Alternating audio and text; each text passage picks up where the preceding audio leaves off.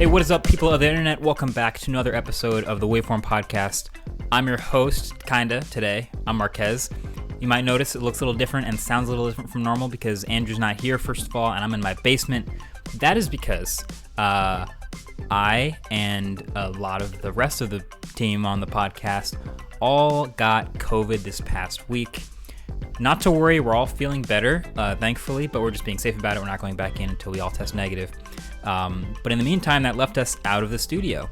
And it's crazy. We've realized that over time, we've had all these like backup plans where we're like, oh, if one of us is sick, the other can host and vice versa. That's cool. But if we're all out, what do we do? And I think we've realized we've had 140 consecutive weeks of this pod and didn't even blink. Didn't even realize we'd done that streak for that long, which is crazy. So we didn't want to leave you hanging with nothing, but we came up with a really cool idea, which is that basically we just got all these Spotify Wrapped things and everybody sees what's on the top of their playlist this year. And actually, if you upload a podcast to Spotify, you get a Wrapped. And what we realized is Waveform has grown immensely in the past couple months and the past year, and we're super grateful for that. But what that also means is a lot of you listening and watching here are new, which also means that a lot of you haven't seen or heard some of our best episodes from the past year or two, especially the ones with guests. And this is one of my favorite things we've gotten to do in the past few years, which is like have great fun conversations with fellow creators and interesting people. And honestly, our guest list is just straight heat. A lot of bangers on there. So if you've missed them, that's what this is all about. This is going to be a sort of a little curated highlights section of some of my favorite guests we've had on Waveform in the past year or two. And if you want to go back and listen to the full episodes, well, this is a great opportunity to do that. So just filling in for this week. Hopefully we're back next week. Wish us luck. But in the meantime, these are some of my favorite guests we've had on the Waveform podcast lately. Let's get into it with a conversation with one of my favorite creators, a YouTuber in the car space, the man, the myth, the legend himself, Doug Demuro. But yeah, it's an interesting world. And yes, the part of the problem I think with the believing what companies say is an interesting concept. The Tesla Twitter people are just a completely different level of insane that I've never experienced before. And what that company says is the word of God to them, and that they don't believe that there's ever any. And I'm pretty positive about Teslas compared to most car reviewers. And yet I still get like vicious complaints from some of these people sometimes because I don't believe this thing. Yeah, that might be they might be the most defended cars by people who have never actually used them, which is very strange to me. Because in the tech world, there are rampant fanboys of certain companies and products, even if they don't use them. Like a product will come out from a company they love, and even if they've never used it, they will trust the gospel that is that company's advertising messaging. And if your review goes against it, you must be paid, or you must be a shill, or you're a fanboy of the other guy. The frequency of which I'm accused of being paid is quite unbelievable. I'm sure you get this also. I don't get it as much as I see some other people get it, as much as I expect. I think it's really clear that I try to be really objective, but still, and some of the stuff I'm being accused of being paid about is so insane. And I'm just like, what could you possibly be thinking? But that's, I guess, the reality when you're dealing with the general public. Yeah, there's got to be a reason why you don't like the same thing I like. Maybe it's because you're paid. I don't know. Right. It can't be because my taste is wrong or our tastes differ or whatever. And the thing that really is crazy to me, I suspect you don't see this quite as much because the gadgets you're reviewing are less valuable, although you probably do. But in the car world, the amount of personal investment people have in the cars is insane. I frequently make fun of my own cars. Like, they're unreliable. I own this convertible Mercedes G-Wagon, which I think is one of the ugliest cars ever made. I talk about that. I'm like totally fine with all that. But when I say something like negative like that about somebody else's car, people, it's like you insulted their child. Yeah. And I'm like, how could you take a possession this personally? I never have understood that. You know what's funny behavior. about that? I think it's, I actually understand that in the car world because that is probably one of the top 2 most expensive, important buying decisions you make. And so in a way, it reflects a lot about you and your priorities and your knowledge of the things you could have done, right? So if you spend all that effort and energy and you make this huge purchase in your life and someone says something bad about it, you kind of feel like you need to defend yourself against it. But in the tech world, I see a very high level of this around smartphones. And I think it's because not that they're super valuable, but because they are some of the most personal pieces of tech that you can possibly own. What is more personal? Oh, interesting. It's always with you. It has all your equipment. It runs your photos, life, basically. You're holding it all the time. It's a borderline fashion accessory to some people. Like, to speak negatively about someone's smartphone purchase decision would be like speaking negatively about their hairstyle or something. It's like, that's a part of me, and that's the way people react, which is always funny. Yeah. I've never gotten into the things that I possess. I've never gotten into personally defending them. Even the cars. I get that it's an expensive decision, but like, you made it. Like, who cares? You know, like, if that's what you decided, then that's what you decided. And I just, I think people are so crazy, but they can be so militant about some of this stuff. And sometimes I will say something in a video and just be like nervous. Like, I know. Huge backlash. You always know. Yeah. I know there's these days I like to defend it just by recognizing like smartphones aren't like young anymore. Like, it's kind of hard to get a bad new phone. If you're anywhere in the $300+ price range of new phones from the big companies, like, you can't really get a bad one anymore. Does it feel kind of the same way in the car industry? Like, obviously, if you buy an old car now, it can be bad. But if you buy a new car, it's probably fine. Yeah, and it's kind of funny. Sometimes I get friends or family members coming up to me and saying, "Listen, I've spent hours researching this. I've watched your videos, watched everybody's videos. I'm trying to figure out the best small crossover to buy. Is it the CR-V or the RAV4 or the Mazda CX-5?" And they'll be floored when I tell them which dealership is physically closer to your home. Like, we're not talking about, none of these will be bad. Like, you're not going to make a mistake here. And there's very, very, very, very few bad cars, maybe none on sale right now. And so that makes things a little bit easier. Yeah, I'm not ever starting a review ripping up a car anymore. It wasn't quite like that when I first started. There were some, like, Maseratis were pretty weak 4 or 5 years ago, and I did some tough reviews on those that got a lot of pushback. But generally speaking, sometimes I just find it insane that people can even get to that level of granularity. If it was me, the CX-5 versus the whatever, which salesperson was nicer? You know, just this is not a decision you need my help with. Do you have any regrets from things you said in videos in the past? Things you wish you didn't, maybe wish you edited out, or I always regret when I make a mistake. I'm sure you feel like this too. Like, and sometimes they're small, but sometimes, like, I still lie awake at night, you know. But no, I don't think I've ever been wrong, you know. There's being a little bit wrong, where it's like maybe you slip and say the wrong number or the wrong part name or whatever, but it doesn't substantially change the point you were trying to make. And then there's like being wrong, where you're like, this is bad when it wasn't bad, or this is relying. Right. Making an objective individual mistake, like a number or something, those are annoying. I always wish I could take them out. I guess the flood of emails starts coming in immediately, and I'm like, oh crap.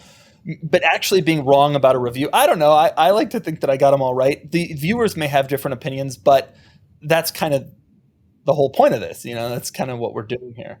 I wanted to ask you about your background, because you came from, I guess I would say, a more traditional media. I mean, you were writing basically before you were making videos, and then went to being a YouTuber. And in this tech world, there are tech writers and there are tech YouTubers, and the tech YouTubers, I feel like, are still trying to earn some level of respect and consideration that traditional media have always had.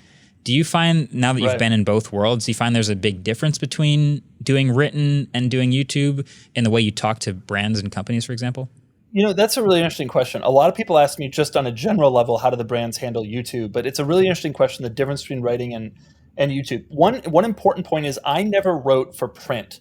And in the car space, print is still, probably this isn't true in the tech space anymore, I hope, but print is still in the car space sort of viewed as like the old medium that's the most important. The brands still view it as the most important, which I think is beyond insane. But compared to digital writing versus YouTube, I don't see a huge difference, but I still have an enormous amount of trouble getting some brands to care about YouTube. And I can look at them and say, look, I'll get 2-3 million views. This is more than the circulation of these magazines that you're bending over backwards to try to impress. this is going to be a big thing. And it's still like, you're an influencer, you're not a journalist. We don't, some of the brands have clearly figured it out. But it's amazing because there are studies out there that say over 80% of new car shoppers will watch at least one video before buying. And I think it's probably more like 90 plus, I don't know who's not, right? And I try to tell them that, and it's just kind of there's still an old mentality of that sort of thing. I imagine in the tech space, it's a little bit better, I hope. I mean, there is some element of both sides to it. Like, I think it probably depends on the demographic. I think for a lot of people under probably about 30, somewhere around my age maybe, they look at YouTube and they look at videos just as seriously as they would anything else. If we were buying a phone, for example, like, you're going to watch a new video about the phone before it comes out or before you buy it. Right. But, there's obviously a lot of older people. Like, my grandparents basically can't find a way to acknowledge anything that I do unless it's printed somewhere, and they're like, okay, now that's cool. That is real. Like, that's very cool. So I always found that funny. And I've recently started contributing to Top Gear magazine, which is a printed magazine. And that was the same sort of experience. I've been making these autofocus videos for like a couple months now. It's not as many, but Top Gear magazine, that's established. Right. That's traditional. Something. So it's always been there. It is kind of funny. When this started and people would start coming up to me on the street and recognize me and such, people would say, "Oh, you're internet famous." And I've tried to. It's an interesting thing when you get to a certain level. I mean, the internet is it now. I don't know like TV actors anymore, really. Like, when I was a kid, you grew up with like Friends and Seinfeld. You knew all those people. It would be, if you ever saw one on the street, which would be like, "Oh my God, this is the craziest thing in the world." But that stuff is fractured and splintered so much that like this is kind of like what it is now. But yes, it's very hard to explain that to older generations. And I still have older relatives being like, "So are you still doing that video stuff? You still doing that?" Yes, Mom. And I'm like, yeah, I'm doing it. Yeah. All right, next up, a chat with a fellow creator as well. This one in the tech space. This is with Quinn from Snazzy Labs. Do you think full self-driving is like the future of all cars on the road? Like, Tesla can get really good at this, as good as they want, but there's still going to be a very large percent of other cars on the road not doing self-driving for many more years. Is that like a future you can imagine? Oh, absolutely. I mean, the question I think that we again get to is, when do we reach the point where in all instances, computers and self-driving cars are safer than human drivers? Up until that they're always safer, I don't think there's going to be regulatory requirements or whatever. And then the other side of the equation is, when does it become accessible to everyone? Because if I can only buy a $20,000 car and I'm used to, and now I need a car that drives itself, how long is it going to take for this tech that's in Teslas now or in Teslas 10 years from now going to come down market to the masses? And I think it's going to be decades before nobody's really driving their cars anymore. I mean, it might not even happen in our lifetime. But I'm a bit more skeptical than a lot of people, certainly more than Elon Musk. So maybe it's coming sooner than we think. And we've certainly made huge steps in the last few years. And Tesla's system, make no mistake, is impressive. But I think it's going to be years, probably at least more than 5, probably 10, before you can get in your Tesla, you put the address in where you want to go, and you don't have to watch the road a single time. It's a long time away. Yeah, it feels like every year at CES, we see like a prototype of a car where like the driver's seat faces backwards and the screen is like a projection, and you don't even look at the outside of the car. It's like, that's very optimistic. And I applaud that optimism, but I don't know how soon that's going to happen. Yeah, I feel like the approach towards everyone going electric is much more quickly happening, and that's frankly more interesting to me. Yeah, and I think that kind of ultimately will affect the world at a greater, I think that's more valuable to the planet and to civilization moving to more sustainable fuels and electric vehicles than it is to fix full self-driving. Now, don't get me wrong. I think it's important. If we can get to the point where we've reduced the millions of automobile crashes that happen every year and millions of deaths that happen, that's awesome. But chicken before the egg, I guess. Like, you got to one thing at a time. And I think we're still a ways out, and the transition to electric vehicles is probably more likely. But the great thing that Tesla's demonstrated is that you can kind of do both at the same time. So I know the Cybertruck was going to be a lot of people's first truck also. Yeah. Probably for a lot of the same reasons. Like if you didn't think you needed a truck at all, but you were somehow enamored with other parts of it, like the fact that it's an EV or it has this crazy design or the quad in the back, whatever else it is about that, it was going to be a lot of people's first truck. But I guess, the R1T... do you want me to say something controversial? I would love that. I would love that. Go for it. I think that the F-150... No, I'm going to get in trouble by people. The F-150 is the truck you want. If you want a kind of everyday truck, I'm going to haul lumber from Home Depot occasionally. I want to go to the grocery store. But if you're towing stuff every day, you're not buying an F-150. You're buying a Super Duty or a heavy duty truck from one of these larger brands. And so these early electric vehicles are not going to replace that, because those are people that need to tow 20,000 pounds, hundreds of miles a day, and they're out on a ranch. And they're not people that are interested in these small form factor trucks. And I think that the F-150 is probably unique in the sense that it's the only truck, I guess the entry level Silverado is, and the Tacoma kind of is, but they're these small trucks that are mostly just bought by normal people that go to the grocery store, but they are powerful and capable enough to tow a boat or whatever. And these early kind of EV trucks are more grocery store getters than they are, I want to haul, haze and bales, or I don't know what people do with trucks. That was my thing, is like, okay, I've seen all these videos about people who are like, this is why I have a truck. This is why I use a truck. Anytime I need to carry something, or like I need to put a bunch of rocks in the back. I'm like, I've never seen any of this happening, but okay, I'll trust it. But yeah, you're right. The second I learned, there's definitely a name for, I forgot the name of this phenomenon, but when you learn something, you start seeing it everywhere. We did the video on the F-150 Lightning, and we learned about how popular it was. And then I couldn't stop seeing F-150s everywhere, all over the highways, at every grocery store. There's F-150s all over the road. It's the best-selling car in America. It's the number one selling car, number one selling vehicle.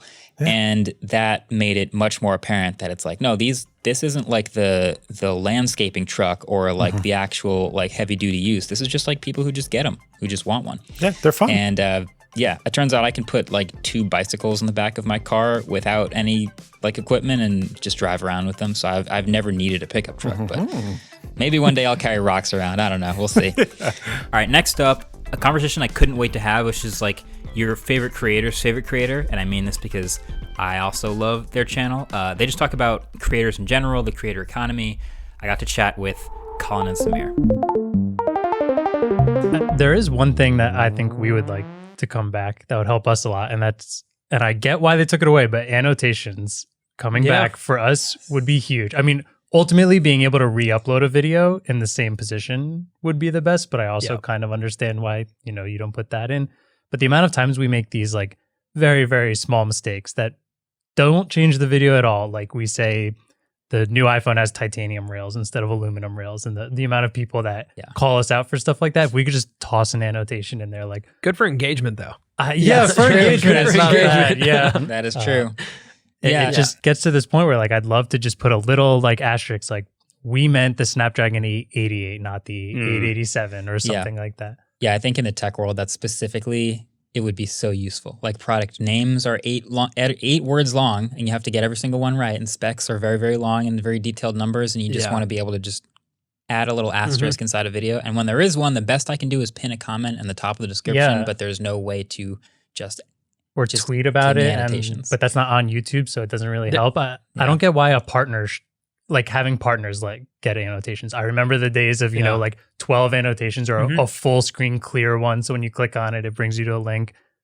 Get rid of that. But partners with annotations feel like it would make sense. I do think that in a tech review, like purposefully sometimes not the tech itself, but even like fumbling or saying a word that's completely off at times, like would create a lot of like, retention of like, wait, what did he just say? Yeah. We did it one time in a short, which was really fun.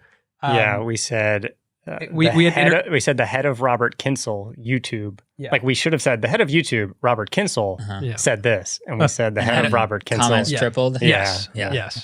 That's funny. I think some people assume. We'll say that's why we're doing it. Yeah, I think people assume that that's what's happening Yeah. when it really it's like we just went from reviewing a phone to reviewing a camera to reviewing a car to reviewing a tablet. Right. And it's like I forgot that it's the 888. My bad. Right. So annotations, I'll put in if anyone on YouTube is watching this, annotations. We'll please. take it. We'll test it for you. Yeah. I also think we're going to see video replies make a comeback. Really? I Yeah. liked video responses. Because now that they have YouTube Shorts, Oh, yeah, true. Interesting. That so they could tie in. So Yeah. people would reply to videos with specific short with form. a short. Yeah. Yeah. I And that would really like create that. more creators because Yeah. there's this whole ecosystem where even people like us, we talk about YouTube creators. Mhm. So you could just go into the comments, drop a short video, Yeah. Yeah. and start was- building an audience. That was a really big part. I mean, you see the way TikTok does it now, where videos are embedded in comments, but like that was a whole YouTube ecosystem thing. There were reply channels, Yeah. and under any video, you could either. So if I was the creator, I could enable anyone to submit a video reply, and they'd all just show up. But then people started spamming them, or Yeah, people yeah. would just like spam replies or whatever. So you could only approve. You could set it to approve only, and then approve whichever ones you wanted. Mm. And so you would often find that the biggest creators would always approve replies from the same creators.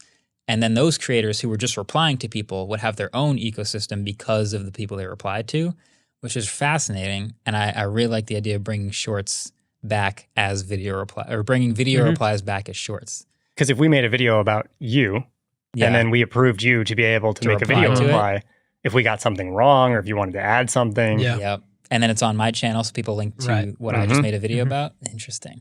That's actually really good. It's honestly the best idea I've heard for shorts. Yeah. Actually, I'd love to talk to you guys about shorts Yeah. to do them. We've been pretty negative about them, maybe. I'm or like- we've been vocal about them, I'll say, but we don't really Yeah. do them. They're Okay. very not against, but they're not like like our sitting regular back- content. They're very different. They're definitely not our original content. And that's like on the main channel, the number one thing we know is like we have a format Mhm. and we're sticking with it and we love it. So obviously a 40-second video doesn't fit in that A format. vertical 40-second video in the same feed as our regular videos. It Exactly. feels off. Yeah. But you've done shorts on the main channel. You guys have experimented with shorts in the past. How would you summarize, first of all, your experience with YouTube Shorts? Because I've heard a variety of versions of responses. very, very positive. Yes, Very like positive. generally positive. I would say that for us, we had a creator on our show who goes by Nas Daily, and he said something to us about platforms, which was really interesting around like just the concept of supply and demand. There are some platforms that have enough supply of content and enough demand. They've reached equilibrium. There's 50,000 pieces of videos uploaded per day and 500 million viewers per day. Like that's average of 10 views per video or whatever. That's equilibrium platforms. There are platforms that don't have equilibrium, right? Where they have incredible demand for views, not enough supply for content. That is the place you want to be in. And that's why creators have such big opportunity because the platform wants that content. They want to experiment with it. They want to try it. Yeah. But on the other side of it, for us, what we notice is it takes us a really long time to make a video, but we have a lot of thoughts. Like we have quick takes that we want to get out. And yes, there's a vlog or like just pop open the camera and start talking, but then there's still editing and like there's just so much. And I think vertical short form content lowered our barrier to entry to just have like some forgiveness around it and be like, it's okay. It's just a vertical video. Yeah. And we shoot it straight through the phone and we do some editing, but it is this first opportunity for us in a long time to film something and get it out on our YouTube channel in the same day. So if something happens, we can react to it. Yeah. And from our conversations with people at YouTube, the shorts feed and the main channel feed, like short form videos and long form videos, are kind of bifurcated in the back end. And so it's not one and the same. It's not like, they know it's a different type of video. It's not going to bring your average view duration down or anything like that. Okay. So for us, we were like, okay, if there's no real big risk to the channel, why not?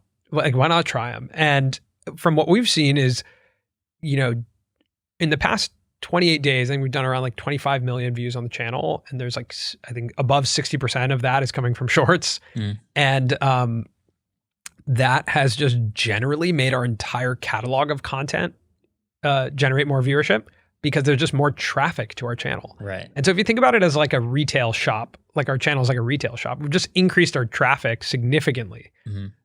And when that happens, then they're going to look at other stuff in our shop too, right? And so they're going to look at our back catalog. Right. They're going to look at all of our and our subscribers have grown. Our just overall brand exposure has grown because of Shorts. So I mean, one of our Shorts has 15 million views, and that converted about 16 or 17,000 subscribers. Wow. Okay. And the value prop in the short is, explaining things that are happening on YouTube and in media. Yeah. So if someone likes that, and that's their first entrance to us. Yeah.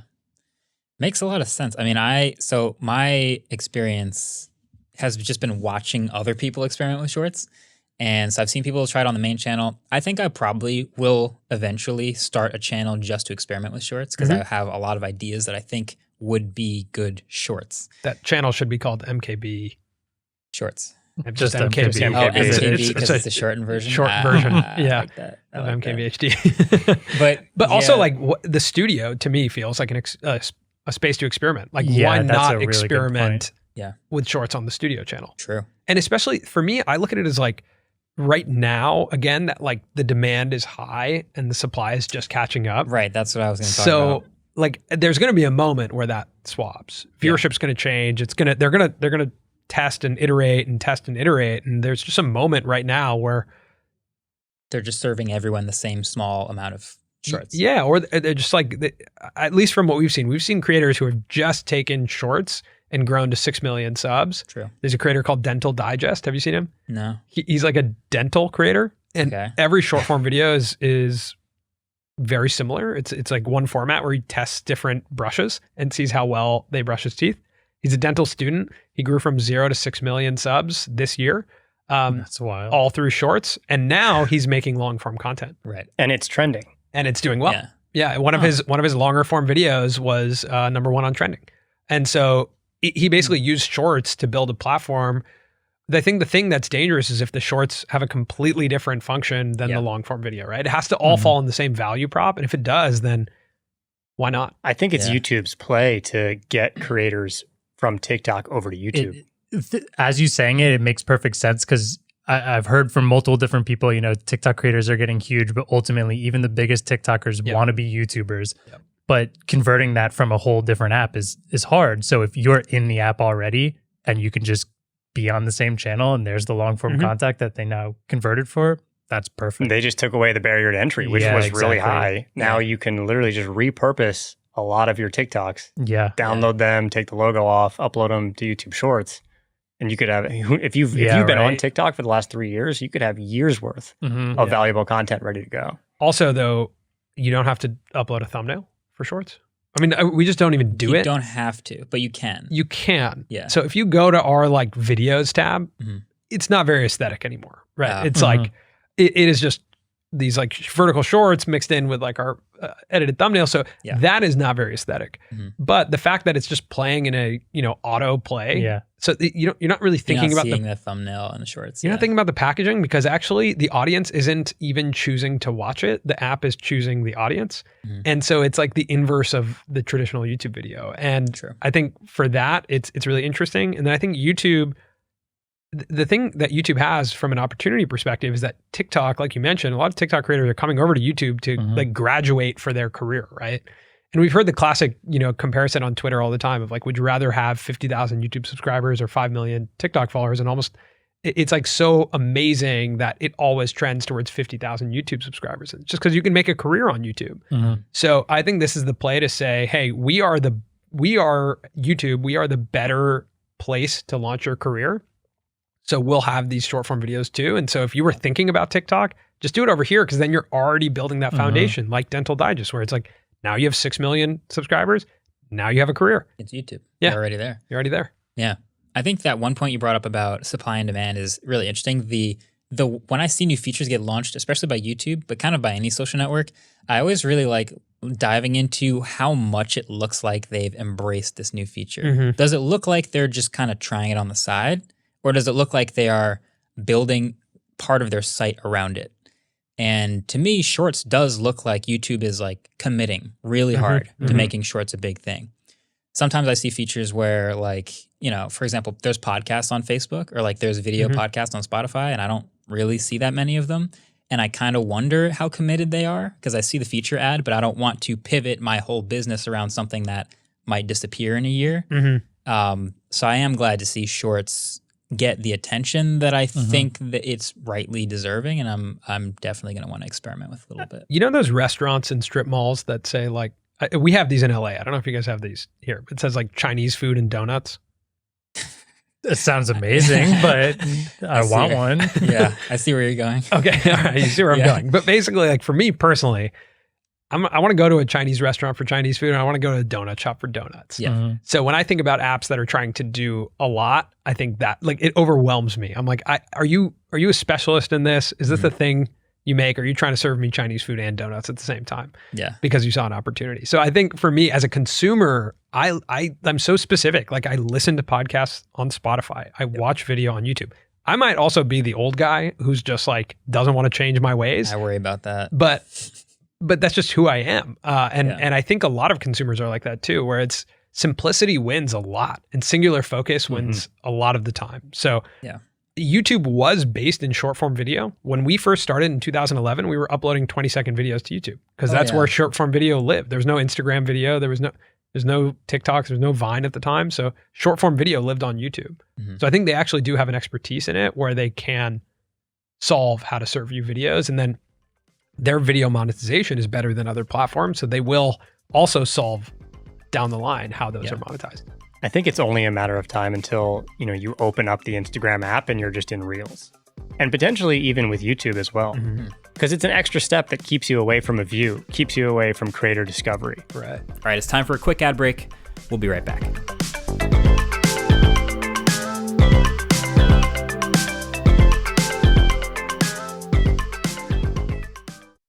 Okay, next up is a chat with Sam and Micah from SoKrispyMedia. This was hot off the heels of them helping to edit and produce the MrBeast Squid Game video that now has like 300 million views or something ridiculous. Probably my favorite MrBeast video ever. So this is a chat with them. Our channel audience really likes tech and gadgets, and they really like film and production. And you guys are bringing that about as close together as possible. I mean, we do a lot of practical effects in here. Like almost all the stuff we do is practical. We have a motion graphics person, but that's mostly titles and stuff like that.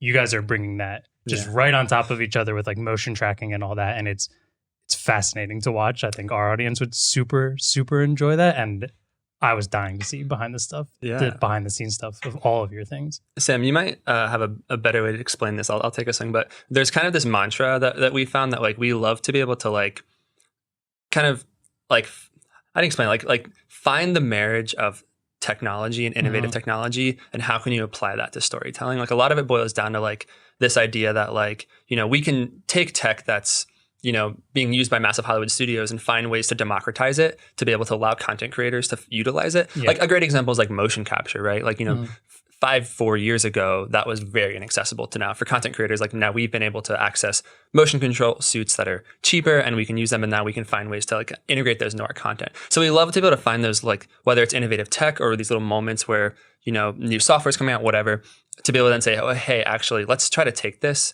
and let's tell a story with it. And that's kind of like the thought process of how it eventually evolves into these short films. Like we have a lot of really fun short film ideas for the sake of like, oh, that would be a hilarious short film. But more often than not, there's even tech behind it that we can think, oh, now that this is possible, let's make a film about this. This is the film you make on it. Right. I feel like that's the robots for us like that too. It's like we have the robot. Now we think of an intro shot that we want to do of it, or just we're begging for a video that we can use the robot arm in. Yeah. He brings up an interesting point because it is kind of about like a marriage of tech where for a while, we've always like, we don't make a lot of content, but when we do, we try to make it something new and like refreshing with what we've recently learned. So a good instance of this is around 2015, 2016, we really got into VR. And then we did a cool VR series with Google Daydream where we made like 3 pieces of content. So we have like 25 minutes of content where it's literally in stereoscopic VR. And like that might not sound, that you might not know what that would mean, but for video wise, like for video's sake, making a YouTube piece of content in 360 degree with stereo, that's the equivalent of making like 6 videos per one video. Because you're literally doing a left eye and a right eye. And then it had stereo, or it had spatial audio. So when you turned as well. It felt very immersive. I think this is the year I also did my only 360 video. Yeah. It was like when it was like a huge deal, and I did a studio tour in 360, and I had to sort of like navigate around like having this camera in the middle and walking around it and touring things. It was fascinating. And I remember that it was like back when the Odyssey was a thing, right? Was that what it was? I think that's what we used. Yeah. Super cool stuff. But we loved like getting involved with that and then figuring out a way to make our content with that. So when you watch those videos, it's like those were a production nightmare. And I think if anyone who is like making a YouTube channel where we're like, we need to get content out regularly, we would have never done that. Yeah. Same. Okay, so the Mr. Beast Squid Games project, I think, was maybe the perfect combination of like how you would get maximum interest in a behind the scenes. Because most Mr. Beast videos, and I've talked to Jimmy about this, it's like people want to know how it was done. And kind of the most amazing part of the video is that it was real. It actually happened. He really did say that word 1 million times to a camera. He really did run a marathon in the biggest shoes. Like, that's actually what happened, and that's the amazing part of the video. And this latest one was like, all right, we all know what Squid Games is. We've seen it. There's these crazy challenges, and he's going to put real people through these challenges to find an overall winner at the end. And watching that video, to me, I'm in the mode that I sort of go in when I go to watch a Mr. Beast video, which is, all right, this is going to be real. Let's see how they pulled it off. And so slowly my mind starts to realize more and more, there's a little bit of VFX happening in this video. This is really interesting. I'm curious. Multiple people here said, no, it's good. That's what it is. No, he it's said gotta he be built real. it. So, I mean, if that should be a compliment to y'all. Hayato was like, no, this is real. I was like, I think it's close to real, but there's some help involved. It's interesting because it's such a like hidden, like, it's interesting because, like, in a way, the better we do our jobs, the less people realize we're doing the job. Always the joke. It's like, if we do our job well, you're not supposed to know we did our job. Which is awesome and hurts at the same time. Right? So it's like it's like a great thing and a bad thing. It's like, it's awesome you didn't notice there's VFX, but also at the same time, it's like, hey, like, we did do a lot of work to make that shot. It's kind of like a really well done video game. You can tell when something runs really smoothly. It's just great and immersive. And when someone steps weird over a curb, it's like, what were they thinking? This is terrible, and just broke immersion. Exactly. So, and going back to the practicality of Mr. Beast, like, I think it's the perfect marriage when we added these visual effects, because everything that you saw was still done practically. It was all still done, and like, we can tell you that the stuff he does is real. Like, it was done practically, and it's like incredible. And we are really just bringing in our style and being able to allow them to do stuff that is impossible. It's like an enhanced version. Yeah.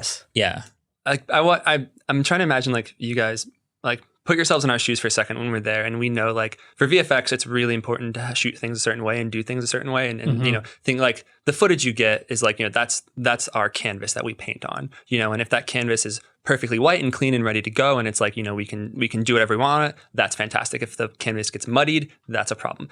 So it's a little bit terrifying going into a production where there literally, and this is completely true, there is no take two. Like, you go in, and when the cameras roll and the game's played, you get what you get. So there's a little bit of that, like, oh crap kind of feeling of like, when you're getting this all set up, where we're like, oh man, like, we have one chance to knock this out and do it right. And so we're really fortunate. Like, the footage came out fantastic. Like, the final end product we're super proud of. So, but it was definitely it was pretty scary getting up to that point. There was a moment, I think, before the first game in your video where he comes up to you and is like, "Hi, everything gonna go well?" Oh yeah. Or at least from your side. We're looking at this. Looks perfect. Okay, good. Good look out there, man. Let's do it. Front man. You're ready for this? And there's like a pause for a second. I was like, they're nervous. That's gotta be terrifying to like go through all of this, man. I mean, it's interesting because, we do so much preparation to, like, get everything right, but there's variables you can't control. You know what I mean? Like, it's just like when you're out there and you're filming, like, the game is going to go on. All right, next up is a chat with a fellow creator again. This one is Hank Green. How do you feel about Twitter as a platform? Twitter's just sort of like all over the place at this point. I actually really like Twitter, and there's not that many pieces to review, but I use it more than I think any other social platform other than TikTok right now. Yeah, Twitter is such an interesting case because it is like far more influential than it is successful, especially by like market cap metrics, like Google and even TikTok and of course Facebook just dwarf the valuation of Twitter. But Twitter is extraordinarily influential and important, and like the people who use it are oftentimes defining culture in really in specific and powerful places. It's big in journalist circles, and then it's big in DC, and so it's a huge deal. And I like it as a platform, and I hate it as a platform. I like it when I can convince myself to use it in the ways that I enjoy it, and I hate it when I am subject to its whims and get drawn into things that I know aren't my lane, and I know are just me being mad about something that I'm oversimplifying in my brain, which is something that all social media are good at. And I just feel like, there's a beauty in Twitter's long-term inability to innovate. Because it just remains what it is. But there's also just a huge missed opportunity there. Twitter owned Vine, and they had this extraordinarily interesting, powerful short form video platform. Do you know how many employees Vine had when it closed? That's a really good question. I could guess. I'm going to guess Vine had 100 employees. Had 50 employees. I had fewer employees than I do. Wow. That's insane. That is incredible. Just try to just invest in it, just figure it out. But they can't, they just can't, Jack Dorsey obviously has always been very drawn in many directions and not interested always in focusing on one thing. And I think that was not all the love to Jack if you're listening. But I think it's a hard way to be a CEO. And I know that because I'm the same way. And I think that there are a lot of missed opportunities at Twitter, but at the same time, I kind of like that it's chugging along, making $0, having not a lot of intrusive advertising and not launching shorts the moment that becomes interesting, like all the other platforms have. No, they kept it simple for sure. I mean, that's kind of how it started. It started with just 140 characters or 160 or whatever it was, and text message platform, just basically. Text, exactly. But I think maybe the most interesting platform of the hour is TikTok. I mean, it's ever consuming. What was the stat now? It just passed. It passed something, right? It passed one of the other largest sites in the world to be one of the top 5 biggest sites. And I think by traffic, they're probably one of the biggest, period. TikTok is fascinating to me. So we've got these couple top creators that are household names. We've got the D'Amelios, Addison Rays, all of these at the top. And everyone knows who these people are. They're basically broken into mainstream. And then you have this sort of upper tier of the biggest TikTok creators. And I pay attention to a lot of them because the For You page serves me videos from them all the time. And it seems like they're all sort of itching to graduate from TikTok. And it's kind of fascinating to see. And a lot of them go to make a YouTube channel. A lot of them graduate from social media in general, and they go on to do TV stuff. You talked about this in your video, but I'm curious for your quick take on why are all the biggest TikTokers trying to just get out of TikTok, even though TikTok is massive and gaining momentum the way it is? I mean, so there's 2 reasons. One is the story that you feel like you're a part of. And this was a thing when I was coming up on YouTube, every YouTuber wanted to be on TV. And so they wanted to be a part of the story that their heroes were a part of rather than the story that they were inside of, which is just how we are. And that is a bad reason. Like in my experience, YouTubers who focused on YouTube did way better than YouTubers who were how do I do TV now? There's not a lot of examples of YouTubers who made that transition well. But there are examples of certainly people who started on Vine and made the transition to YouTube really effectively and have become household names. And I think that is also definitely an option for TikTokers. And the other reason is a very good reason, which is that it is more valuable to be a YouTuber than to be a TikToker. And that is both economically, you make more money per minute of time people spend on your content, but also because you develop a deeper relationship with your audience because you have them for more than 15 seconds or a minute or 3 minutes at the outside. And that is how you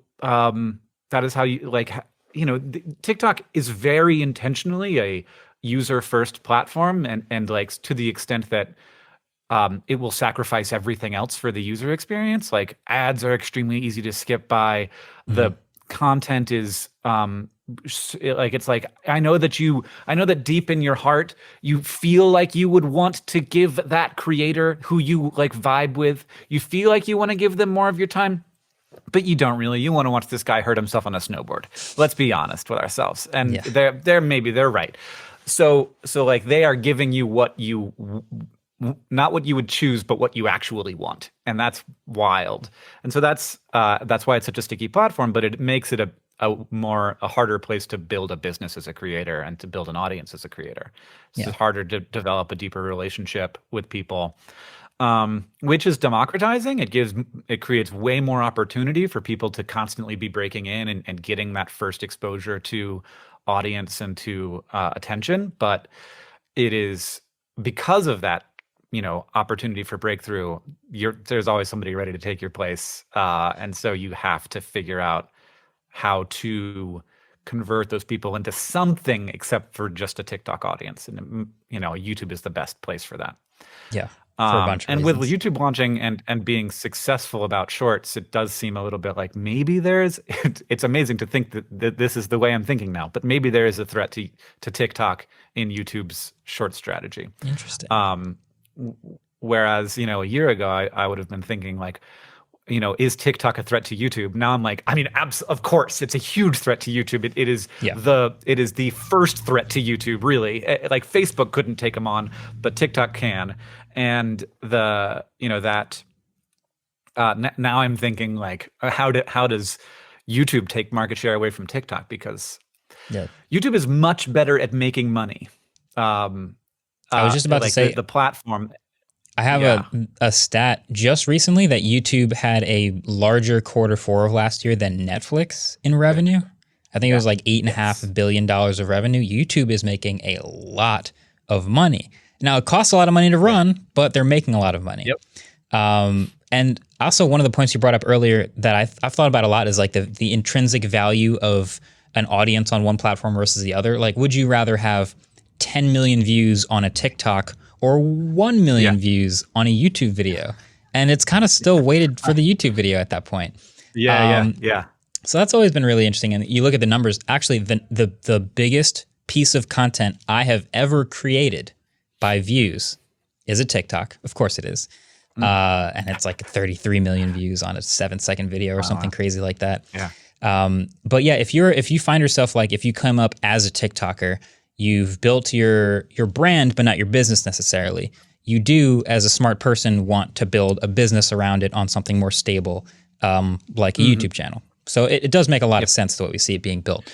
You make TikToks. Do you consider yourself a TikToker at this point? You've made enough of them. You have like a presence there. At this point, it would be almost embarrassing to not call myself a TikToker. Like it'd be like I'm trying to pretend I'm not a TikToker. And the other reason I kind of consider myself a TikToker is because I really admire a lot of the people I follow on TikTok, and we have, in the same way as my colleagues on YouTube, talked a bit on direct messages and stuff. And I just think that they're so cool and interesting and smart in the way that they are approaching their content and their audience, that like I feel like the only reason I don't have to call myself a TikToker would be like that I don't think that I'm embarrassed by it. And when I think about those people, I'm like I'd be like almost deriding their creativity and thoughtful content if I pretend like I'm not one of them. I mean, it used to be embarrassing to say you're a YouTuber, and now it's got a different connotation every month. But now it's like, oh, nice. Like I understand what that is, which is that's like kind of funny because I've said to people I don't know that I'm like an Uber driver. If you just say you're a YouTuber, they're like, oh yeah, I know some of those. Like they understand it already. All right, next up, I actually got to talk with the inventor of Wardle. I still play Wardle every morning to this day. I know not a lot of you guys are still on that grind, but I am, and I also got to chat with Josh Wardle himself. I went to powerlanguage.co.uk and I played the Wordle game that I have played so often. I've never gotten it in 2 before, so I was really excited because on my first guess, I got 3 greens.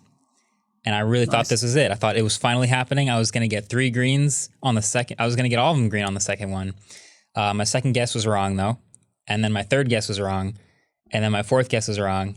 And so I got it in 5 out of 6. And I was kind of mad, but I also felt I posted it on the internet and I felt sort of united with the rest of the world in our collective frustration.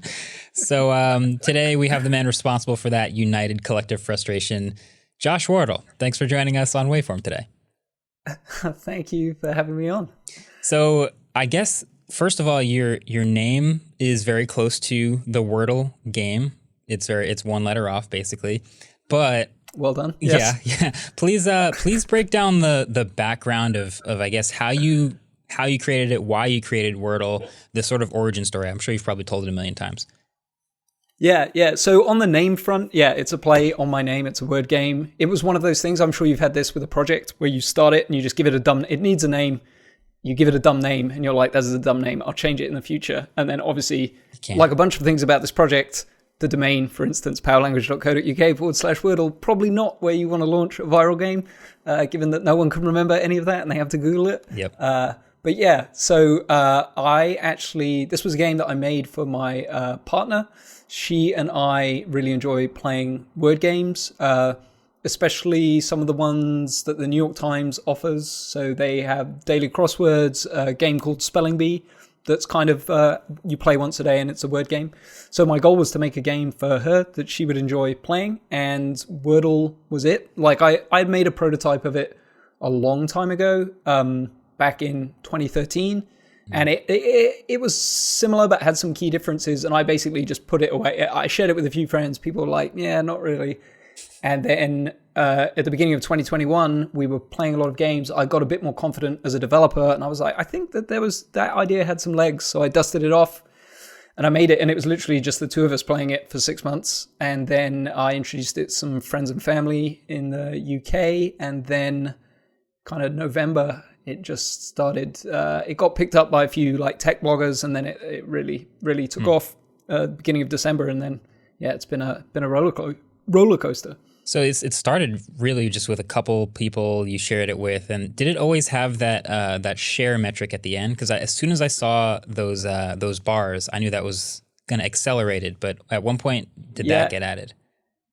Yeah, so that was added sometime in late November, I think. So what happened, a tech blogger, Andy Bio, he runs waxy.org, where he kind of collects interesting things online.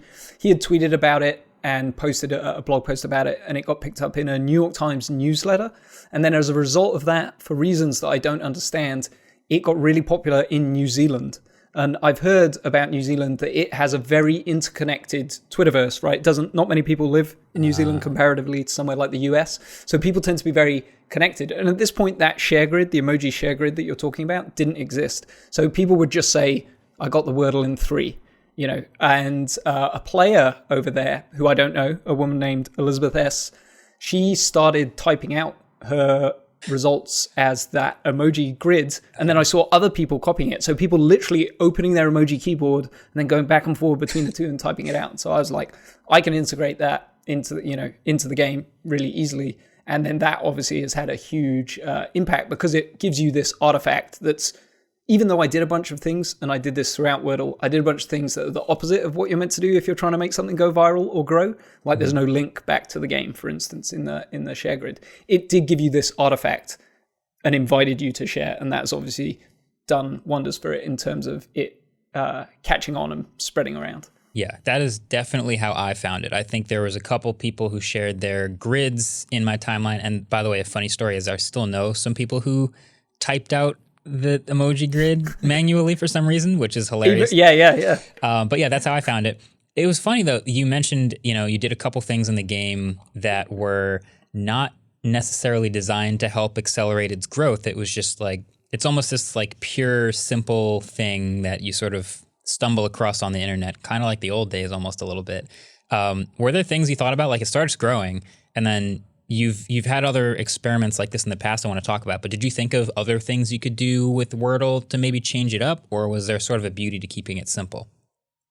Yeah, I think that's a really good question. I think because I had started it simple and I had a really clear idea of what I was doing with it, it made it really easy to say no to any of those compulsions as they came up, because, whereas if my goal had been to make a viral game from the outset, I think I would have been, capitalizing on this in like a bunch of different ways and but it felt like, I don't know, with all the projects that I've done that have been successful, I found part of it is just kind of doing the thing that feels authentic to me.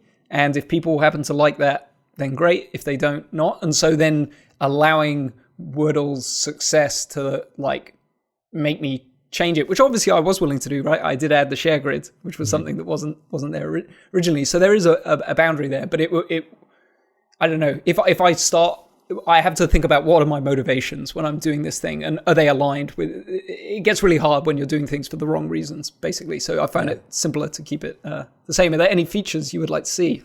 Is this a feature request coming? Yeah, no. I like that it's simple. I think as soon as I saw it, I was like, oh, well, I can't believe there's only one word a day. I just want to keep playing. But like, or maybe they'd add 5, 6-letter words, 7-letter words. Maybe they'd do a bunch of other stuff. But I like that it was simple. It was just a clean, one single purpose for it the entire time. And I wanted to talk to you because I feel like as a creator, I feel like I relate a lot to you, because one of the things I've said for a long time is one of the best things that never happened to me was having a video of mine just spike and just go super viral, and then feel like I have to chase that carrot and like evolve and become sort of defined by that viral success. How do you feel about, like, you've had other projects? I want to talk about the place and the button and what those are. How do you think about like the success of those projects and not letting it define you? Yeah, I mean, this is incredibly hard, and it kind of does define me in a way that I don't actually feel comfortable with. Like, I feel good when a project I make does well. I feel bad when a project I make doesn't do well, and that is not healthy, I think. And I think to a certain degree it's unavoidable as a creator, putting stuff out and sharing it. But at the same time, I think it's like it's led to some quite unpleasant places for me personally. And then again, in terms of when we're talking about what is your motivation, it kind of gets confusing. If you're making things to be a success, but that wasn't the motivation when you made the original things that were successful, like how does all that get, it all gets a bit murky. And so, yeah, I had these projects at Reddit that are kind of more, I would call like social experiments than games. And they, Silicon Valley tends to do these really dumb April Fool's Day things where they like make a prank and it's super lame and everyone looks at it. And at Reddit, I was like, what if we do something different? Like we use this day where we're kind of locked into the things we can do with our users. What if we use this one day a year where you can kind of do anything online that people are really kind of wasting, in my opinion, and we do something, just try something completely different. And so that is where kind of the Reddit approach now of like often doing a social experiment that explores the way that humans interact at large scales online, kind of came from, and just like a general disappointment with the lack of imagination in the tech world. I think we're on the same page about tech world April Fools. Yeah, the button was really interesting. I kind of vaguely remember it because it was so long ago. But you were working at Reddit and you had the opportunity to try something cool, something fun, like a social experiment and that was a great day to do it. What was the button? Just break down what exactly that was. Yeah, so the button's super simple. It is as a subreddit. So Reddit is organized into communities called subreddits of people who share similar interests. There was a subreddit called The Button. And at the top of the button, there was a button and a timer. The timer counts down from 60 seconds. If you press the button, the timer resets back up to 60 and starts counting down. The key thing is that you can only ever press the button once. You have to be logged in, and once you press the button, you can never press it again. So then the question becomes, how long will the collective internet decide to keep pressing this button, right? Like if it reaches 0, it stops and it will never run again. And so you have a 60-second window in which to press the button. And it turns out the answer is 2 months. So over 2 months, every 60 seconds, someone somewhere chose to press the button, which ended up being over 1 million people. And there was a bunch of stuff there, like the time that you pressed, we gave you, on Reddit, we called it flair. It's like a little tag that appears next to your username the community. And so if you pressed it early, you got a different color next to your name than if you pressed it later. And then so all these social hierarchies started forming. You know, people who pressed it early were seen as impulsive and they couldn't wait. Whereas if you waited for 2 months, you could press it when there were only 2 seconds left on the button. You get red flare, and then people would be like, whoa. But so there all these weird social dynamics emerged from this like really, really simple idea. And that's one thing that I found works really well for me. Is kind of, we were talking about earlier, like, have you been, you know, all the what ifs, like, what if you change this? What if you change this? And I think what I found worked for me with the projects at Reddit, and to an extent Wordle, is like trying to make things as simple as possible. It's so easy to say with a creative project, what if we do this? What if we do this? Because no one knows the answer, right? And instead I found it easier to be like, well, how much can we remove and still leave the core idea here and still make it an enjoyable experience? All right, next up is also a fellow YouTube creator, Tom Scott. I mean, he's got a bunch of different channels about a bunch of different things. Kind of hard to define, actually, what he does. And we talked about that a bit, but this is me chatting with Tom Scott. I'll tell you a video that I want to do but can't. Okay. And I'm going to throw this out because by throwing this out here, I will finally get the video out of my head, and I don't have to pour over this on my ideas board. Right. I've got it out. Someone out there can have it, which is on content for kids on YouTube, not really being. So we're not talking about like the stuff from years ago with like algorithmically generated Elsa and Spider-Man videos. And we're not talking about stuff that is for younger kids. We're talking about stuff that's for, so the ages maybe 9 to 13, that kind of age. If you ever looked at YouTube trending, that'll show up there quite a lot. And so there's a couple of reasons I don't want to do this. First, it would involve actively calling specific creators out. I could not tell the story without naming people. And I don't want to do that. I don't think that's a fair thing to do.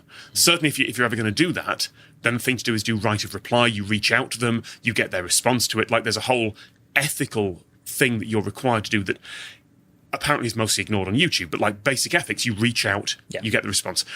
I don't do that. I don't want to do that. I don't want to name this is the problem. But for the examples I know, I would have to specifically go, this is the problem. Fine doing that for television. On the, I did a video about advertising disclosures, and I'm okay to call out I'm okay to call out a television show, because that is run by a corporation with 100 employees. I'm not saying you have made the mistake. Most YouTube operations, I'll be pointing at a person, and I don't want to do It also feels like punching up instead of punching down. Absolutely. Yeah. So anyway, setting that aside, I would have to make specific examples. Maybe I could like get someone to animate, but you're still talking about people. And secondly, I don't want to deal with the backlash from that audience. You know, I don't want kids angrily, I don't want internet kids defending their heroes to come at me, because you're not going to be able to reason with any internet crowd.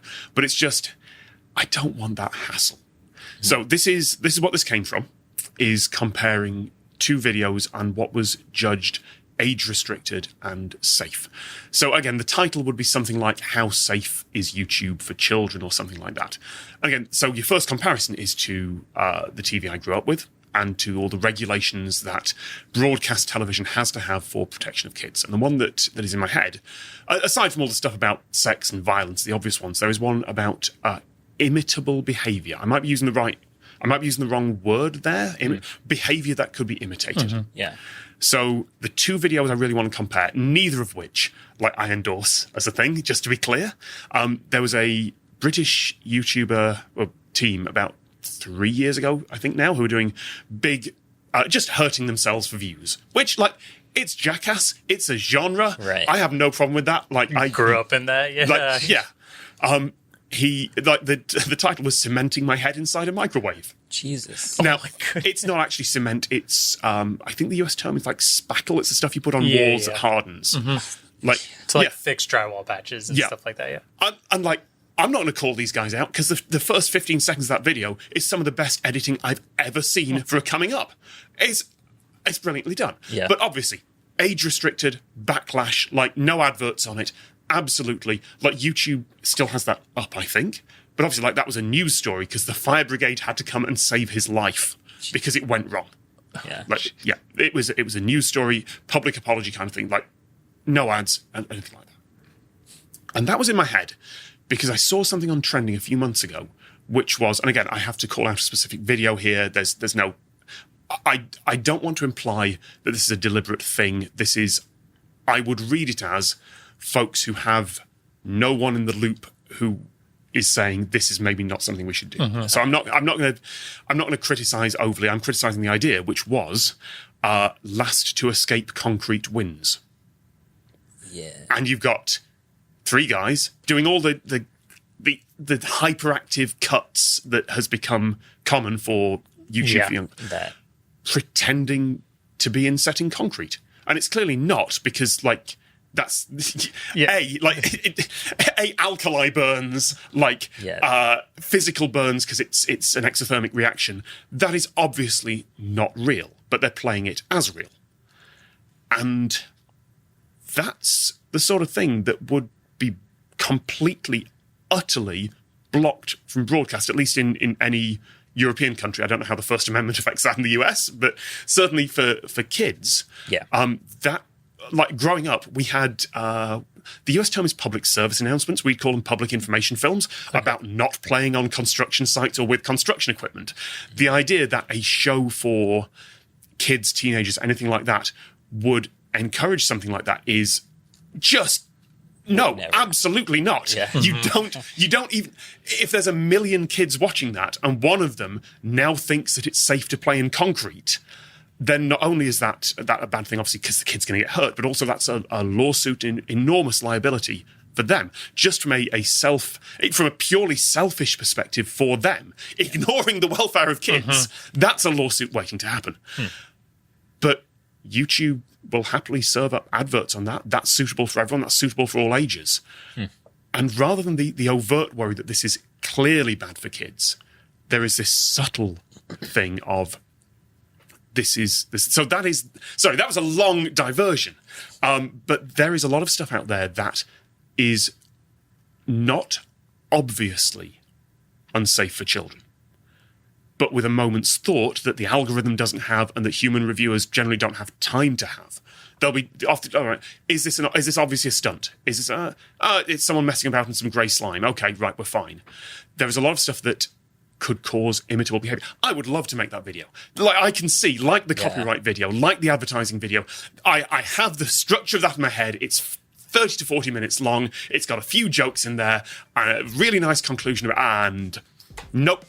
I'm not going to call out specific people, despite the fact I just kind of did. But you know what I mean by that. I'm not going to put someone's face in the thumbnail. Right. And I don't want to have to deal with a load of kids defending that crowd.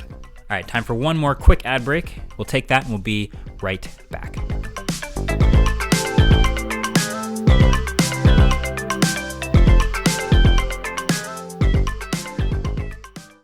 All right, next up we got everybody's favorite engineering educator, also fellow creator on YouTube, Mark Rober. Kind of feels like he's doing in engineering what we had the Bill Nyes and Neil deGrasse Tysons of the world do for astrophysics. Just a lot of people following along. His videos are always incredible. So anyway, this is my chat with Mark Rober. When I think about engineering and science in school, I wonder, you basically are an educator now, and more so than ever, because we'll talk about Crunch Labs in a second, but are there things that you wish were different about your education, maybe maybe there's different types of learnings that would have helped you more, or do you find that, the normal school path got you to know you enjoy math and engineering? Because when I see Crunch Labs, I'm like, oh, learning at home, physical learnings, visual learnings, things in your own hands, that's what I would have wanted. That's way more down my alley, but I wonder how you look at it. Yeah, for sure.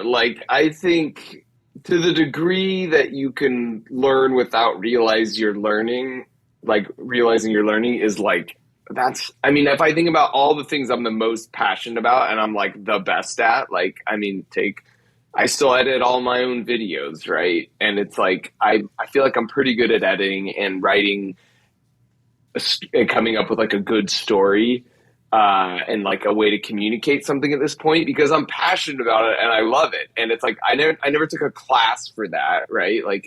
No one's ever officially taught me. It's just something I'm so passionate about and I enjoy. and therefore I know it better than I know almost anything else. And to the degree that you can just tap into that and just tickle that part of someone, like my favorite thing in life is that like aha moment where it's like a new principle becomes, or you see something in a different way. Like I'm addicted to that feeling. I love like reading books that challenge the way I think and get me to like just like learning, like that excitement of learning something new is like such an addictive feeling. And I love giving that aha moment to like other people. Like I know when I'm going to drop a juicy nugget in a video that's like, I'm going to say this. And a lot of people don't realize this is true. And so if you can make learning about that feeling and just like the excitement, I did a TEDx talk about what I call the Super Mario effect, which is basically like, you know, when you're playing a video game, you're not afraid of failure. If you fall into a pit on level 1 of Mario, you're not like, you don't throw the controller down and be like, oh, that's so embarrassing. I can't believe I died. Like, I never want to play this game again. You're like, no, like, okay, there's a pit there. Okay, next time I got to remember, I got to kind of met with more speed. I'm going to try jumping a little earlier. It might take 6 or 7 tries before you land that, right? Level 8-1, that little, you had to make that big jump, and there's that tiny little block you had to land on and then do a quick jump. Like, got me every time, right? But that meant I wanted to figure it out that much more. And like, as kids, as a result, we got really good at that game really fast. And we never went to school the next day and we're like, you know, talked about all the different ways we died. The question was like, did you beat the game last night? And it's like, you know, I said in the talk, like the most meaningful high fives of my adolescence was when it's like, yeah, dude, I beat it. And so it's like, I try and approach in my own life, like challenges that way. And so as a result, you're just way less focused on the failure and being embarrassed and looking dumb. And if you gamify the object of the thing you're trying to learn, and you will just learn it so much faster, and it's a totally pleasant experience and you love it just like we love playing video games. And so that's a long way to answer your question. Like, heck yeah, like the more you can make learning exciting and something that the students see the passion in the teacher because they're genuinely passionate about it, like that's the secret sauce. And I had a couple teachers like that. So what did you work on at Apple? Is that a question I can ask? It's definitely a question you could ask. And like, they are very clear when you leave of like the large stack of things you signed that says you're not going to talk about this. Here's what I can say. I did product design in their special projects group. And there was like a leak. So it's kind of a funny story. I don't know that I've ever told this publicly, but they first of all, they approached me and wanted me to work for them. And then they told me when I came there, I can't make YouTube videos. And I'm like, and granted, at that time I had like 250,000 subs, so it was pretty small. But I'm like, forget you guys. Like, you came to me. Like, I didn't, like, then I'm not going to work with you. And I don't feel like you can even tell me I can't make videos anyways. Like, is that even legal? So eventually they backed off from that and they just said, fine, but wait at least 3 months till you make a video so you kind of get the culture here, and you can't say in your videos you work for Apple. I'm like, fine. I'm like, I don't even have, like, part of me convincing them was like, I don't even have that big of a channel anyways. It's not going to get that many views. So I come there and the very first video I upload after 3 months is how to skin a watermelon, which to this day is my most popular video ever with like 140 million views. It just had a really banger thumbnail at a time when thumbnails were like really important to the algorithm. It was just like weird timing.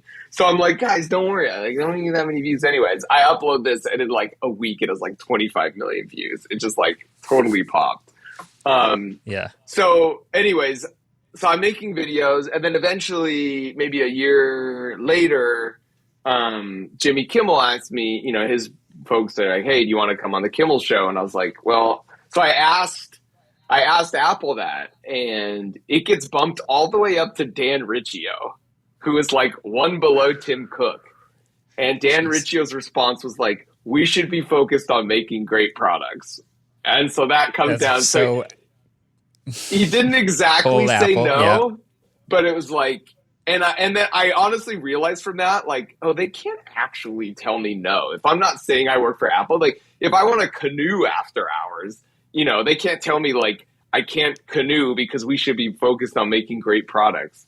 So I did Kimmel anyways, and that turned out to be, you know, a really good career decision because him and I are, like, good friends now. I'm staying at his house I'm hosting his show next week. And staying at his house and going on vacation with him, you know, the month after that. So it's like, I'm glad I didn't listen to Dan Riccio there. That's for dang sure. So I kind of kept it secret, you know, that I worked for Apple. And then my channel got bigger and bigger. And their concern, like, to their point is, like, there's nothing beneficial there's no upside to them by having me be an Apple employee and having a large following. It's only downside because if I now have a platform to talk about them, like, they don't need me to get their story out, right? So eventually I get a call one day after working for Apple for 4 years, and it's a reporter from Variety, I think, or something. And it's like, can you comment on your work you do for Apple? And I'm like, what are you talking about? And as I'm talking to him, I get a call from Apple HR, like, pinging in on this. And so I go over and they're like, hey, look, someone's going to leak this story that you work for us. Just be, you know, don't say anything, you know, just keep it very surface level. So anyways, I did. It ended up being this big story that leaked. And all my coworkers, like, gave me a hard time about it or teasing me. But after that, it was, like, not a big deal. And I still worked for them for, like, another year. And they loved me working for them, and I loved working for them. The reason it leaked, though, getting to everything, and this is the answer to your question, what did I do at Apple? I was lead author on a patent, and I could say this because it's, like, public domain, about using virtual reality in self-driving cars, and, like, what are all the implications of that, you know? And the main one being, again, because this is listed in the patent, like, 40% of people suffer from motion sickness. And wouldn't it be interesting if you could use virtual reality to solve that? Because motion sickness is when, like, basically your internal gyro doesn't match up with what your eye is seeing. So that's why if you're, like, in the back seat and you can't see forward, you get motion sick because you don't know what's happening. And so if you could really know exactly what the car is going to do and where it's going to turn and how it's turning, and show that to you in virtual reality, then you could potentially not get motion sickness. Because, well, when autonomous cars eventually come, we'll have all this free time, but if you get motion sick, there's nothing you can do with it. So the idea that you could strap on a virtual reality, and by the way, imagine virtual reality is like sunglasses, not these big bulky things now, but it's like a very lightweight thing you put on your head in the future. And now you can work on your laptop because essentially the screen is like way over on the horizon. You know, it would show you a fake horizon and the screen would be like in the sky basically. And so if, you know, no one gets motion sickness looking way over at the horizon. So now all of a sudden you can look down and see a virtual keyboard and you're typing, or you can watch a movie. But then there's also tons of other implications that are listed in the patent of like, what does that mean for entertainment?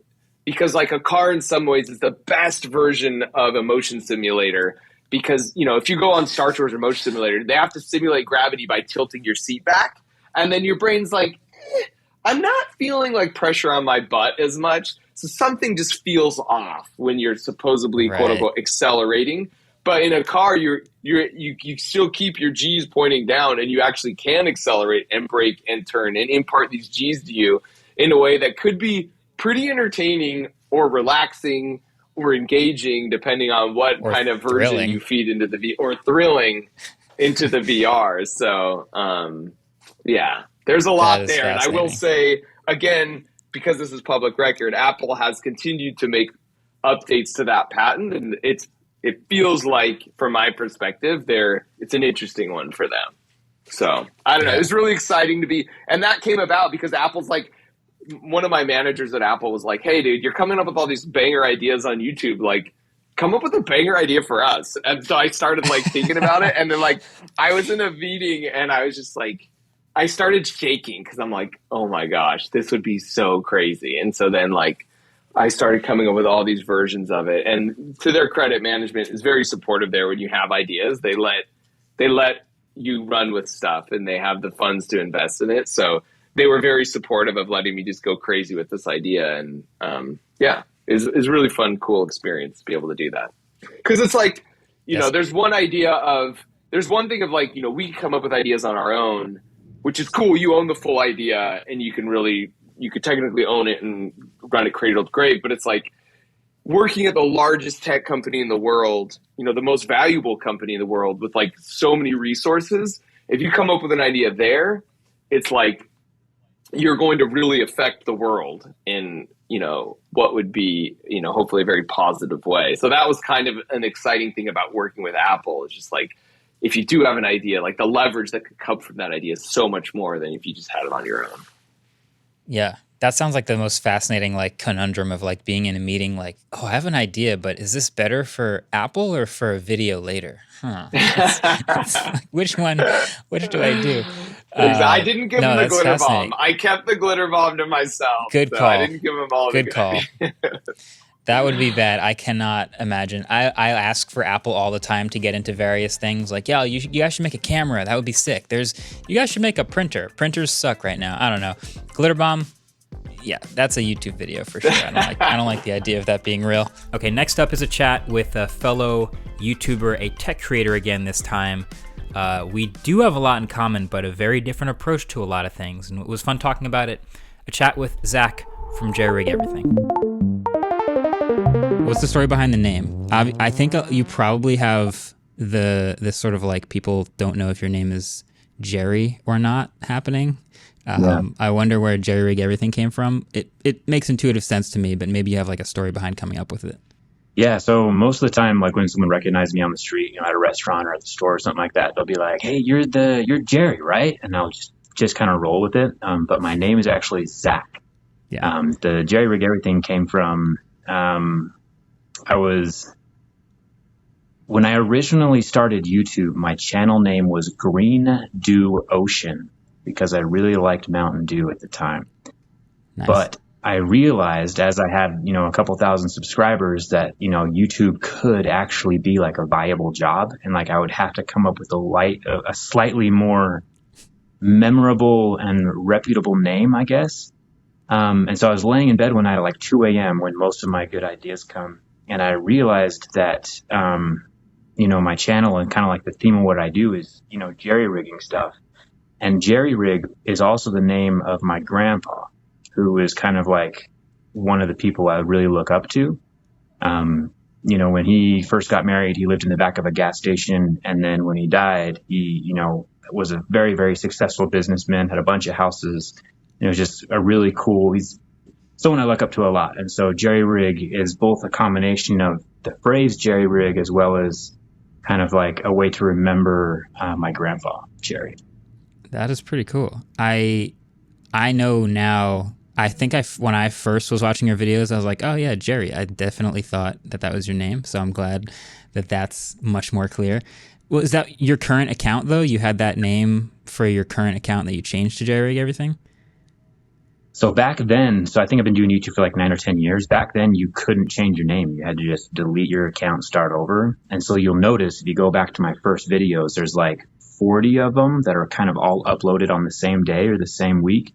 And that's because I deleted my old account and uploaded all the videos to a new account with the correct name. Now YouTube is way more, you know, you can change your name whenever you want.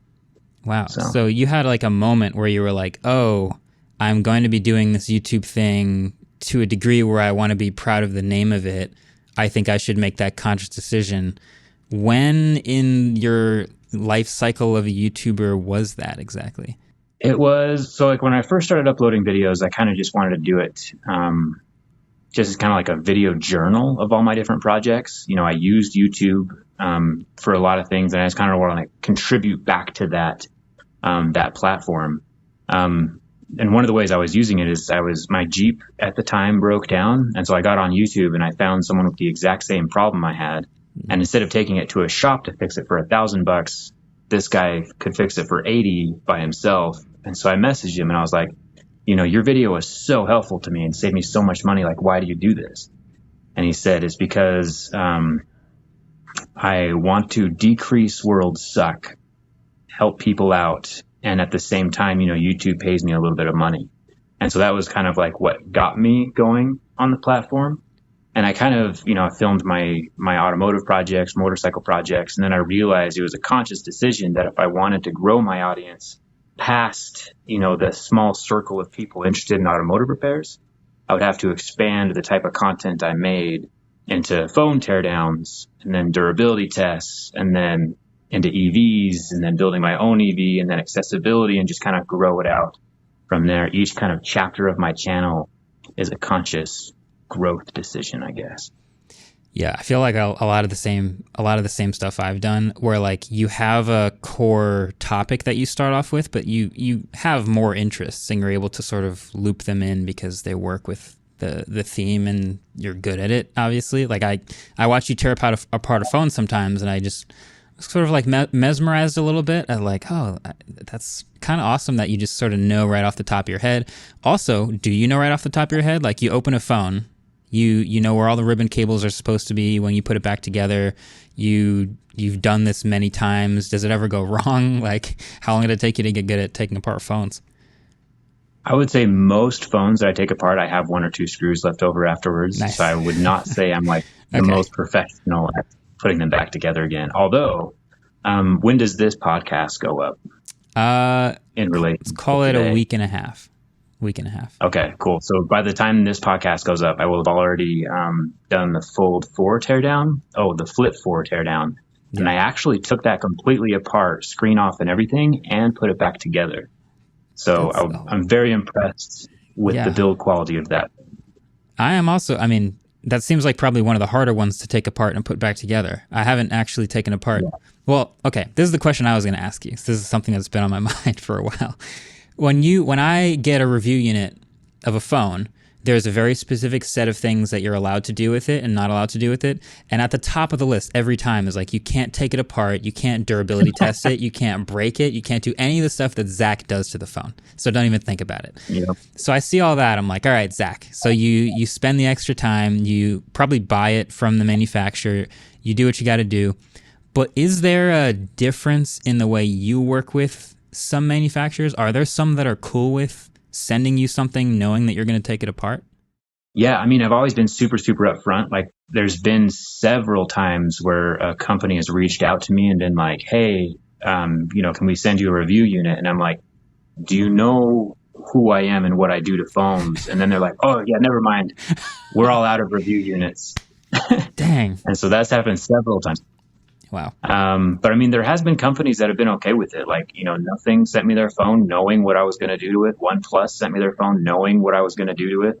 That's super, and like, I've been straight up front, like, there's no special favors or anything like that. Mm-hmm. Even though I get the phone, and, that has kind of come back to bite OnePlus a little bit, but. No, those are literally the two companies I would have thought of who would be cool with getting you a device, knowing what might happen, but being fine with it. Okay, have you been surprised by any durability test results? I mean, you squeeze an iPad, it breaks in half. That's kind of nuts. I'm imagining your face off camera is a little bit wide-eyed when that happens. But have you been impressed by something passing or super shocked by a failure? I would say the one that comes to mind first of all is just the folding phones. Like, I seriously thought that they would be able to be snapped in half. Every single time I grab one, I'm like, yeah, this can definitely break, but then it doesn't. Yeah. And so that's just nuts to me. Yeah, bending it backwards seems like it should just snap right in half, but they do survive with impressive consistency. That's pretty sick. All right, next up is a segment that I did when Austin Evans, a good friend of mine, fellow YouTube creator and tech head, visited the studio. I would say take it away, but it was recorded already, so here's me and Austin. All right, welcome back to Waveform for a new segment that we call Identify the Phone Behind Your Back and then try to remember everything you remember about it.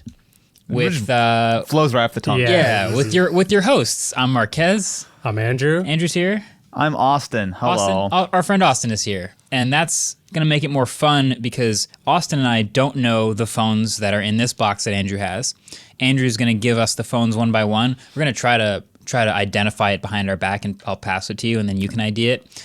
And we can sort of take it from there. See if we can ID the phones and remember stuff about them. So we did this back in 2015 for Team Crispy Live on stage. Low key, great format. It was a lot of fun. Great format. We've also tried it in like, you remember IGTV? Yeah. When IGTV was the thing where like we should shoot some stuff with phones in vertical, and it was like a little segment we would do, and we would just hand people phones, and it's actually really fun. I feel like it's probably gotten harder now, though, right? I feel like a lot of phones are a little bit more similar in sort of build. Like, I feel like back in the day, there's a little bit more flexibility. Like, oh, that's an HTC or it's a Samsung S4 or whatever. Yeah. There were metal phones, there were plastic phones, there were glass phones. Andrew, I have an idea. You hold the phone up to the cameras while our eyes are closed first, so the audience knows, and then when you're ready, put it in my hands, and then we'll open our eyes. Okay. So Sounds good. Eyes closed? Yep, you have full control over everyone. I'm closing my eyes. We'll probably have a caption on the screen to ID the phone, and then we'll attempt it. My hands are open behind me. Now this will be fun for audio listeners. Okay, This will be fun. I'm going to give it to you. Are you guys just keeping your eyes closed like the whole time? No, I'm going to open my eyes, but I'm going to not look at it. Okay, it's in my hands Marques has now. the phone now. Okay. My eyes are closed. Talk it out. My hand is out. Oh, I'm gonna try first. Oh, you're fine. Okay, you can open your eyes. I'm just holding it So now behind real quick, while you're doing this, are you going to guess right now, or are you going to hand it to Austin and then you'll both guess at the same time? Internal guess. Oh. And then we'll guess at the same time. Got it. Makes sense. We're definitely not making this up on the spot. Wait, I need to make sure. Okay. What are you looking for? Well, you're gonna know as soon as you pick it up. Okay. You'll hear something real quick. Oh. So you know what's happening. But I'm just trying to figure out generation. Okay. Yeah. All right. Close your eyes. Okay. Yeah. Here it I comes. will. All right. Okay, I've got There it. it is. Okay. Well, I knew it, but okay. Okay. I'll do it. I'll do it with my eyes closed. I'll next trust time. you. Yeah. Okay. So certainly a little of Yep. that kind of action. Okay, so here's the thing, right? So I feel the camera, which is That's off where the I had to side. go. Yeah. But also, let me feel the hinge because obviously I'm used to a particular kind of this phone, but now I'm like, there's no way. Oh no, but I feel the little. Wait a minute. So there's only 2 little rubber stoppers instead of 4. Oh, do you remember which one has 2 and which one has 4? I had No, to but- go cameras and then know. power button. Can you feel the color? Yes, I can. I can feel the color. You can hear it too in the podcast. I think I know which one this is. Okay. All right. We So can guess. Ready? Yeah, count it down. 3, 2, 1. Z Flip 5G. 2. Well, the same thing, right? Z Flip 2 is the 5G one. Yeah, that's the first 5G one. Yep.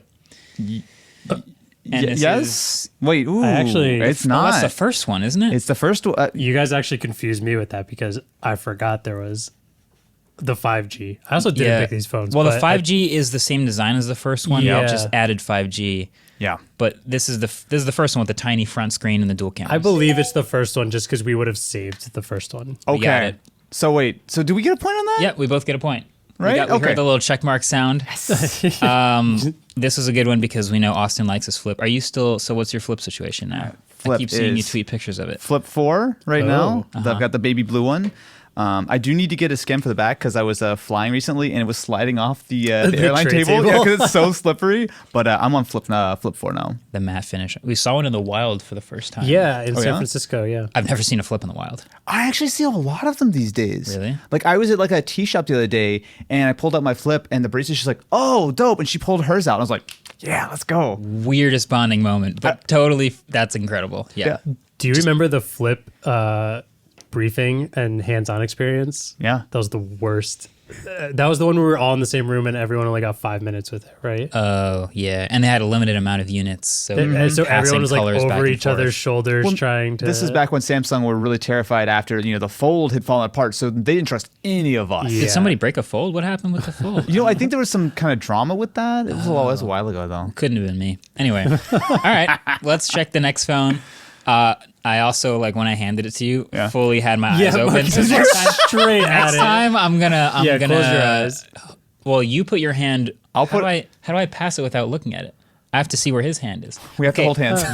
You hold your hand out. I'll look at where your hand is, and then look away, and then hand it to him. Audio listeners, we love you. I promise. Okay, it's way better in video form. All right, my eyes are closed. All right. Same. Okay, I got the phone.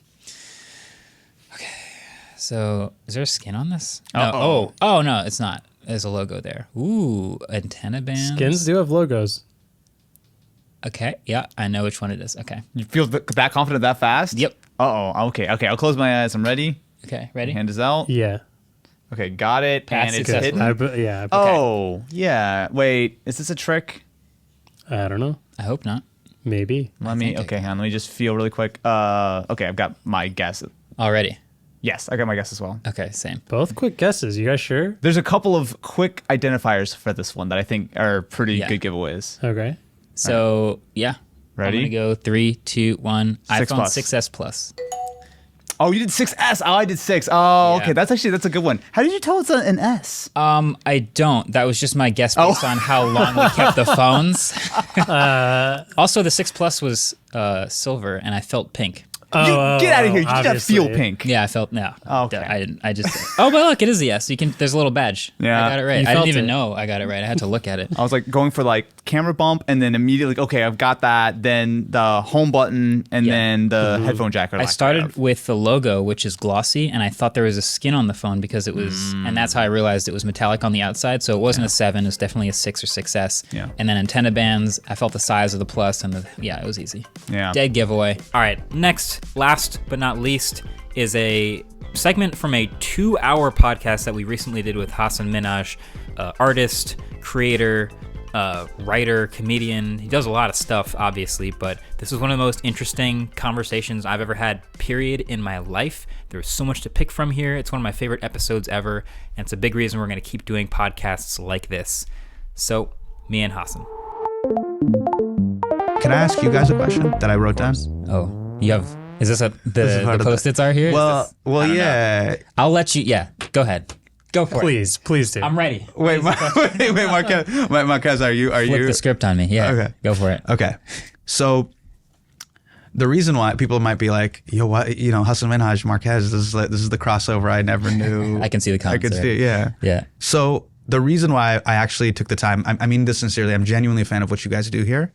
Thank you. And there is a level, and the reason why I'm getting older and I only have so much time to do media promotion, interviews, meetings, etc. Mm-hmm. But what you guys have done here that I really admire is a level of discernment and reasoning and nobility to what is otherwise a very grift-centric medium. And one of the things that I felt with media, and I'm saying this personally, as someone who came up in comedy on The Daily Show, Patriot Act, is news media quickly careened off of the highway very quickly, and it is metastasized so quickly from stage 1 to stage 4, just awful cancer where it's like not a great ecosystem. Yeah, for sure. And the grifters that there was maybe 1 to 3 of them in the media ecosystem, almost like hydras, where you chopped off those 3 heads and 12 have emerged. Mm-hmm. I feel like YouTube has also had that as well. There was a cuteness and a quaintness that the YouTube that I came up on when I first started doing stand-up comedy between 2004 and 2010, there was a real authenticity to it. And now there's a bunch of just algorithm hackers that are kind of just manipulating you through emotion, insanity, and craziness. Mm-hmm. And I feel like you guys have somehow maintained this like core ethos through all of it and succeeded. And I was like, I want to spend my time being around people like that rather than... I appreciate that. I think a key part of what you said was timing. So 2004 to 2010. Yeah. So one of the crazy things that I've seen. So how old is your kid, by the way? I have a 4-year-old and a 2-year-old. Okay. A lot of surveys I've seen of like kids you ask today, what do you want to be when you grow up? Yeah. An alarming number of them say either a YouTuber or social media famous or something like that. Yeah. And I think it's kind of luck and timing that when I started doing this, which is 2008, 2009, the YouTube Partner Program didn't exist, and there were 0 people doing this as a job. So if you wanted to manipulate YouTube or to game the algorithm or whatever, you were doing it for the views and for the fun of that, not for money. There was $0 involved. Okay.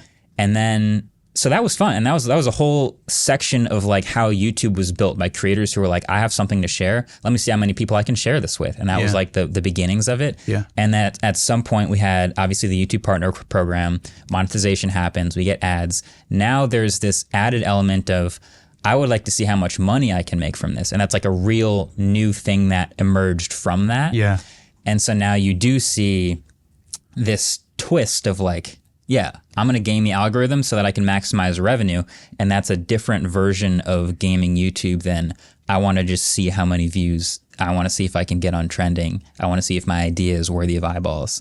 And I think that slight difference is probably around the 2010 era that you're referencing, which is like, I feel like that's when YouTube changed.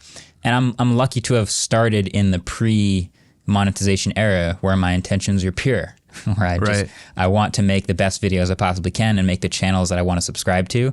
And it happened to sort of grow in the background as I was making videos. I was also going to class and playing sports and other things like that. And so now it's like, it happens to be a full-time job, but we kind of treat it the same way as it started. Yeah. How did you not lose your head and lose your way as you look to your left and your right and say you put out a product review video and a competitor is a little less nuanced and gentle than say you are. So their thumbnail is why the new Google Pixel 7 sucks, you know, and it's like, it's sensational, or like why the new Apple Watch is garbage and it's all caps. And do you ever feel that thing where you're like, oh man, they're coming? Yeah, I do. And I feel that is it's a good question because there's a lot of, I do see comments for people are like, I appreciate that you didn't oversimplify. Yeah. And I see those comments and I appreciate that. And I know that there are people who do notice that.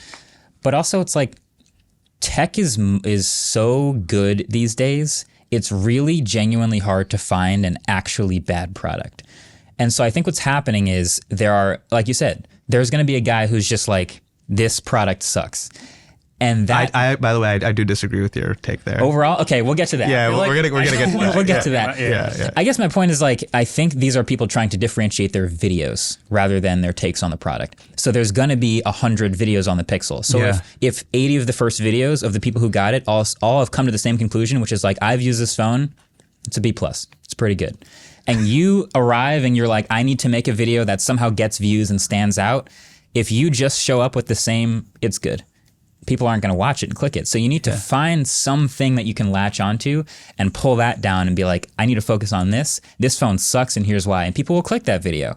And they might not stay because you can't necessarily deliver on that, but people will click that video. And I think that's what people are drawn to.